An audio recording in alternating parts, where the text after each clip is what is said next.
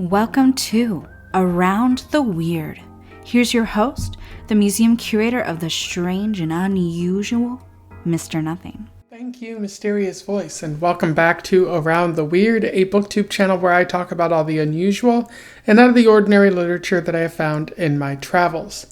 Today, I want to talk about a comic book that I read because I am back on that comic book grind, and I wanted to I wanted to revisit finish a series that I've been exploring. One that is about video games and evil exes. I am referring to Scott Pilgrim Volume 6, Scott Pilgrim's Finest Hour, by Bryan Malley, which was published in 2010. I've already talked about Bryan Malley on this channel before, as I've been cataloging him through at least a couple of the Scott Pilgrim series. So I don't need to go into great detail about him. He's a comic book writer, known for writing about Scott Pilgrim, as well as touching on Marvel and DC from time to time. That's pretty much all I need to say about him. I've been reading through the Scott Pilgrim series. I think I talked about the first two volumes, but after that, I didn't really care to talk about the series too much. Making separate videos for them because the quality, wasn't up there with some of the other comics or mangas that I've been reading, and so I just decided, I'll hold off until the end of the series, and talk about Volume 6. I think that should give you some indication of the quality of the series because it does start at a pretty good place and it just falls off. There's very little character development and whatnot, and I'll talk more about that in the analysis section. But here I am talking about Volume 6. I am going to spoil a lot here. Obviously, if you haven't read through the series, you shouldn't even be watching this video. Why would you click on Volume 6 if you hadn't read the whole thing yet? But if you're very curious about it, I encourage you to go read through the series pretty quickly and come back and watch this video when you're finished. And so without further ado, let's talk about Scott Pilgrim's Finest Hour. I will do a summary, a little bit of analysis, and we will move on from there. So Scott Pilgrim's Finest Hour, or Scott Pilgrim Volume 6, picks up where Volume 5 left off. Scott and Ramona have broken up, partially due to his really terrible behavior towards her, but also because of some things that Ramona has been holding on to that she hasn't addressed with Scott. And Scott has fallen into a bit of a depression, not only because of Ramona, but also because his band broke up, some of his friends are moving away, and life just seems pretty difficult right now. However, Gideon, who Ramona apparently left Scott for, one of her ex-boyfriends, keeps showing up in Scott's life, invading his dreams, and making life pretty difficult for Scott, challenging him to a fight that Scott does not want to have since he no longer has Ramona. And so as he's dealing with his depression, he talks to a couple of his exes, specifically Kim, Knives, whose life he kind of ruined, and Envy, who kind of dumped him to go pursue her dreams of music and whatnot. And they all kind of tell him to look at how he was in their relationship, kind of look at it honestly, which he doesn't quite do. And he also hits them up to have casual sex, so he's clearly not learning too much from all of this. But when he's talking to Kim, she forces him to see their relationship for what it was and how he acted terribly towards her. And he didn't even tell her that he was moving to Toronto until like the last minute, even though they were dating. And that left her feeling pretty raw about it. And at that point, Nega-Scott shows up, and Scott has to fight Nega-Scott, with Kim encouraging him to look inwards. And Nega-Scott kind of becomes him, and he remembers everything and sort of develops better in that moment. Scott then decides to go back to Toronto, heading to the Chaos Theater, which Gideon owns, talking to a number of his friends who are all encouraging him to fight Gideon at that point. And Gideon does show up, and Scott and him have a fight, which Gideon ends up winning by seemingly killing Scott. Scott then enters in his mind or something like that. It's a bit unclear. And he sees Ramona, who is again using his mind as a sort of subspace wormhole to get across places a little bit easier. And at that point, Ramona apologizes to Scott for the way that she kind of treated him and at the end of their relationship, noting that she had to leave him in order to learn more about herself because there were a couple things that she wasn't so happy with. It's important to note that Scott doesn't really apologize to her despite cheating on her and treating her like the absolute garbage, like treating her very poorly. It's Ramona who is the one who is doing the apologizing. And because Scott got like a 1-up in a previous volume, he uses that to come back to life and continue his fight with Gideon.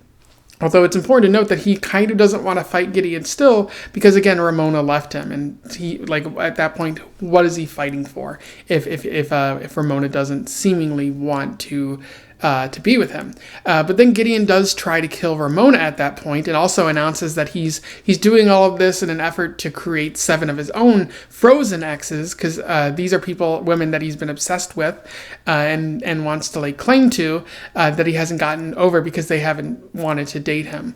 So people are now fighting Gideon to get him to stop doing that kind of terrible thing. And he almost kills Ramona, but instead he chooses to enter her mind, and Scott follows Gideon there. But Gideon proves to be too powerful there because he has the ultimate strength inside of Ramona's mind. But Ramona duplicates herself, and every version of her attacks Gideon, and they manage to go back outside into reality once more. And Scott and Ramona work in tandem and finally defeat and seemingly kill Gideon. Which results in, a happy ending for all, except, of course, Gideon.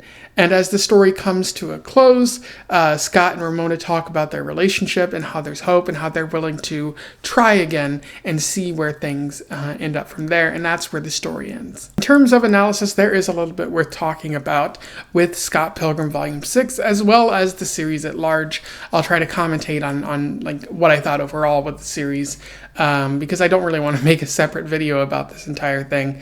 But one of the things that Malley is talking about, and not only in this particular volume, but the entire series, is breakups. Specifically that they are very difficult and they leave us with emotional scars.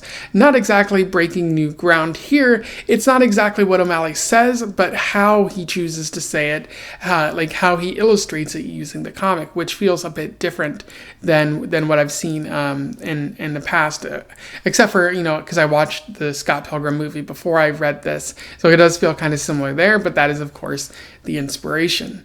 You see, like, the emotional scars in different ways, specifically with Ramona and her baggage. She literally has 7 evil exes who follow her around and who Scott has to fight if he wants to end up with her, showing that she carries this around wherever she goes. And in Scott helping her to sort of defeat these evil exes, it's metaphorically, trying to say that he's assisting her with moving on, with finding the true Ramona, the best Ramona who doesn't need to dwell on these relationships anymore. So it could be like literal or it could be figurative. And then you have Gideon's own obsessions. He's obsessed with Ramona. Like, he formed this evil league, and what's more, like, he has these women who are frozen, cryogenically frozen, who he says he'll unfreeze when they finally agree to go out with him. So he has his own weird kind of terrifying obsessions that negatively impact these women as well as Ramona, because she can't seem to get away from him. Ramona, in her own way, feels like Gideon is all that she kind of deserves, at least until she has that moment of realization of how she's been terrible in her own relationships. What's also interesting is how Scott can't seem to move on as well. Like, after he breaks up with Ramona, she's all he can think about. He's fallen into a state of a pretty heavy depression, the entire series here is that refusal to kind of deal with that baggage until you realize that it's kind of impacted your life in the worst way possible. Even Knives Chow deals with this, because she follows Scott around throughout the series, including after he breaks up with her. And she even starts a fight with Ramona a couple times in an effort to sort of win Scott back, which is never going to happen. And it's only at the end of the series when she realizes that she needs to grow up and move away to be in a better state and away from Scott that she's able to heal from that. So healing is very well possible, but it requires sort of a self-awareness on your part and a desire to see yourself in a better state. Scott sort of has that moment of realization in this volume, because he sees Gideon being an incredibly possessive jerk, and how his life has sort of fallen like really far. And Scott kind of realizes that's him. That, like, if he doesn't change his ways and become a better person, he could end up like Gideon, and that's definitely not a good thing. So I do like how Malley gets at breakups and the effects that they can have on people, and the visual way that he describes it here. I think that the comic format definitely gives this or helps this series stand out. Malley is also talking about the self-perception of faults, or your self-awareness, and throughout this series, because like the entire series shows that Scott kind of refuses to acknowledge his garbage behavior. We see him talking about his relationship with Kim, his relationship with Knives, his relationship with Impy throughout the entire series. And like we get it from his perspective, and then later we see it from the ex-girlfriend's perspective.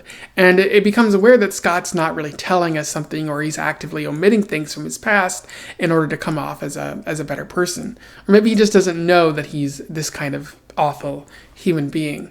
And like this could lead to bad things down his road. As I was mentioning before, he could end up like Gideon. But Ramona's breakup is a key event in Scott's life, because he falls into a depression and can't quite identify why he's upset, what exactly the relationship with Ramona did to him.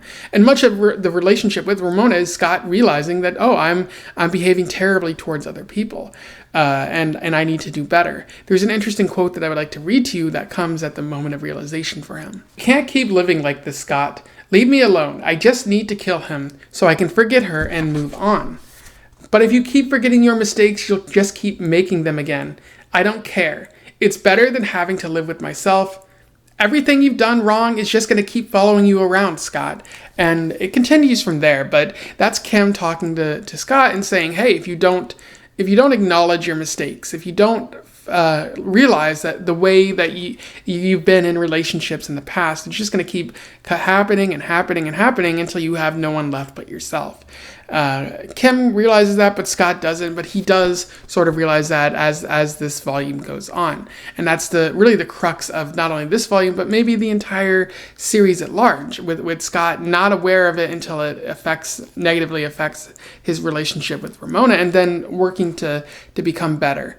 Of course, like there are a number of problems. I don't think Malley completely lands this. First, there's a lot of backtracking with Scott, which does happen in real life, but the series wants you to see that he's made progress, and I don't think he's actually made any progress. Like even in this particular volume, when he does acknowledge it and he's fighting Gideon, like he says a lot of mean and unkind things towards Ramona, showing his like jerk ass self, and I think it's just going to continue. Like he's just going to continue to behaving awfully, and I don't think this relationship is really going to work out. And related to that, like Ramona apologizing in this series doesn't really make any sense. Yes, she did kind of just leave Scott hanging. Yes, she cheated on others in the past, and she's done a lot of breaking up. But like it doesn't really make sense why she would be apologizing, especially given the reason for the breakup was kind of because Scott was acting like a total jerk to her, and she or like he cheated on her, or like he cheated on Knives with her, but they were both cheated on, and that's not really good. So like Scott was acting like a bigger jerk to her, and I think that's the reason for the breakup. And so for her to apologize and Scott to never really apologize, it doesn't feel right to me. It feels like O'Malley is trying to let Scott off the hook very easily. And this is comedic, like it's supposed to be comedic, but it's also trying to make you sympathize with Scott. And I don't think it completely works either way. Because if it's funny, then why would I care if he becomes a better person? And if we're trying to sympathize with Scott, then him continuing to be a jerk, like it doesn't feel right. Like there's a theme that doesn't quite land, that O'Malley just drops the ball on here. I will say that the art is pretty good, as you've been seeing throughout this video. The art is surreal. It's also leaning heavily on video games. I particularly like how they show Scott's mind, or something like that, his dreamscape, or whatever you want to call it, where he's chasing Gideon, and he's also like dead at one point, or sort of dead. I don't really know. They don't really like elaborate on that. It like the dream logic that works here, especially with the art, is very fun. It makes it a blast to read and look at as well. And you're getting inside Scott's mind more, and seeing how kind of desperate and depressed he must be. However, there's a number of issues with this volume, and it all relates back to the incredibly cringe nature of this entire series. There are so many things that just do not stand up the test of time. And this was written only 13 years ago, but it is very much of its time. You like the cringe things are Scott's behavior. Like it's supposed to be funny, but the things he does are kind of rude and awful. And if you did that in a real relationship, somebody would break up with you pretty fast. And the fact that Scott is even able to be in relationships, it doesn't quite sit well with me. I know it's supposed to be a joke, but we're also supposed to sympathize with Scott. So I think O'Malley is trying to have it both ways here. And again, it doesn't quite work. And then there's also a point where Envy shows up, and it says the world's most perfect woman as her tagline. And it shows her measurements, which again, that's kind of creepy for a dude to be writing about a female character. It just feels weird. And then there's also the queer baiting in this series that goes on, where characters are gay, or they have gay or bisexual or lesbian encounters with other characters, and I think it's written more as a joke than as a celebration of queer culture, because sometimes the punchline is just haha, this person is gay, and it doesn't really work. I think it's very much of its time, and if I were to show somebody else this and they stumbled across it, it would be embarrassing to me, and for them to think that this is something that I like, that I thought was funny. Anyway, those are my thoughts on Scott Pilgrim's Finest Hour Volume 6, and really the Scott Pilgrim series at large. Do I recommend it to you out there? No, I do not. I think if you're interested in this series, check it out from your local library, but there are probably a lot of better comics that deal with the same issues and the same themes in a much better manner. And also, if you're interested in Scott Pilgrim at all, you're much better off with the movie, which definitely shortens the entire series and handles the series in a much better way by omitting a lot of the cringy, weird things that don't really hold up. I really like the movie, and Edgar Wright did a really good job of adapting it to film. So maybe check that out, or check this out from your local library if you're interested in doing that. But definitely don't go out and buy it. I wouldn't say it's worth it. If you have any comments about the Scott Pilgrim series, or you just want to say something about my review here, do so in the comments below. I would love to hear from you. Otherwise, don't forget to like, share, and subscribe if you want to get the awareness out there of this author or this series if people might not know about it. Otherwise, join the Discord in the comments below, or in the description below, so that more people can have conversations about books or movies or whatnot. And until then, I wish you the best of luck in your weird and breakup travels. Farewell.